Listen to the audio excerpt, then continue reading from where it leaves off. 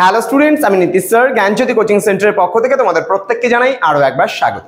তো স্টুডেন্টস, আজকে আমি তোমাদের সঙ্গে আলোচনা করব এনইপি 4 ইয়ার আন্ডার গ্র্যাজুয়েট প্রোগ্রামের অধীনস্থ যে সমস্ত ছাত্রছাত্রীরা নর্থ বেঙ্গল ইউনিভার্সিটির আন্ডারে বিভিন্ন কলেজগুলোতে থার্ড সেমিস্টারে পড়াশোনা করছো, তাদের জন্য কিন্তু আজকে মেজর 5 হিস্ট্রি যে ক্লাস রয়েছে সেই ক্লাস নিয়ে আজকে আলোচনা করব। তো আজকের আলোচনার বিষয় হচ্ছে পল্লব কারা।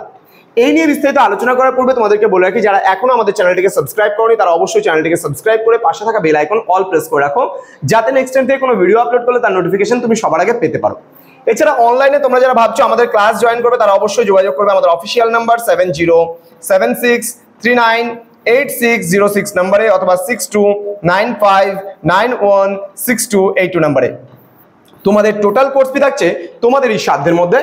টোটাল 1199 রুপিসের বিনিময়ে তোমরা পুরো কোর্সটা আমাদের কাছ থেকে পেতে পারছো, মেজর মাইনর সহ আরো বাকি যে কোর্সগুলো রয়েছে সেগুলো।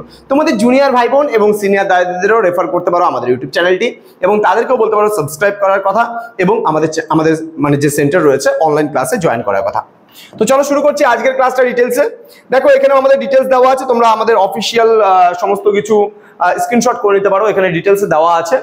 আমাদের যে পার্টটা রয়েছে www.pisticall.com আমাদের ওয়েবসাইটের লিঙ্ক এটা রয়েছে। আমাদের যে নর্থ বেঙ্গলের কোর্স ফি ফার্স্ট সেমিস্টারের course fee 999, second semester 999, third semester to 6 সেমিস্টারের মেজর কোর্সে যেটা রয়েছে ফি হচ্ছে 1199।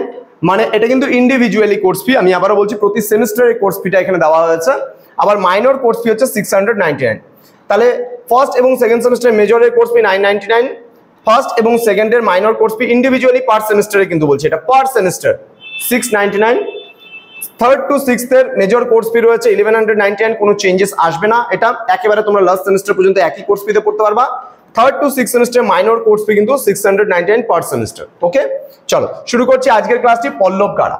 দেখো পল্লব সম্পর্কে যদি আমাদের জানতে হয় ডিটেলসে, কি বলছে, পল্লবরা ছিল প্রাচীন দক্ষিণ ভারতের একটি শক্তিশালী রাজবংশ, যারা খ্রিস্টীয় 3য় শতক থেকে 9ম শতক পর্যন্ত কিন্তু বর্তমান তামিলনাড়ু ও অন্ধ্রপ্রদেশের বিশাল অংশ কিন্তু তারা শাসন করছিল।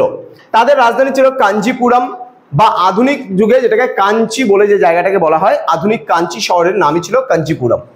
তো বলছে পল্লবদের উৎপত্তির বিষয়ে ঐতিহাসিকদের মধ্যে কিন্তু যথেষ্ট মতভেদ রয়েছে। কিছু গবেষক মনে করেন যে তারা মূলত সাতবাহন সাম্রাজ্যের সামন্ত কিন্তু ছিলেন এবং সাতবাহনদের পতনের পর স্বাধীন সত্তাও কিন্তু লাভ করেন। আবার কেউ কেউ তাদের উত্তর ভারত থেকে আগত কোনো জনগোষ্ঠী এমনকি পারস্যের পল্লবদের সঙ্গে সম্পর্কিত বলে কিন্তু মনে করেছেন বা মনে করেন। আরেকটি জনপ্রিয় তত্ত্ব হলো তারা তোন্ডাম মন্ডলম, ঠিক আছে, তোন্ডা মন্ডলম অঞ্চলের স্থানীয় অধিবাসী কিন্তু ছিলেন, যাদের আদি পরিচয় ছিল পুলিন্দ বা পালদ। ক্লিয়ার, পুলিন্দ বা পালদ। ওকে, নেক্সট রয়েছে, দেখো কি বলেছে, বলেছে সিংহ বিষ্ণু আনুমানিক 570 থেকে 600 খ্রিস্টাব্দ থেকে পল্লবদের গৌরবময় যুগের সূচনা হয়।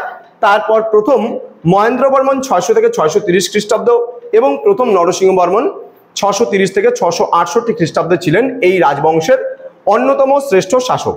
প্রথম নরসিংহ বর্মন চালুক্য রাজা দ্বিতীয় পুলকেশীর বিরুদ্ধে বিজয় লাভ করে বাতাবি কোন্ডন উপাধি কিন্তু ধারণ করেছিলেন। হ্যাঁ, ওকে, নেক্সট কি বলেছে, নেক্সট বলেছে পল্লবরা ছিল শিল্প, স্থাপত্য ও সাহিত্যের মহান পৃষ্ঠপোষক।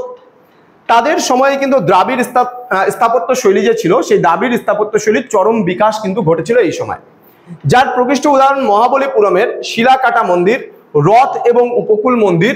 এই স্থাপত্যগুলি কিন্তু ইউনেস্কো বিশ্ব ঐতিহ্যবাহী স্থান হিসেবে কিন্তু স্বীকৃতি লাভ করে।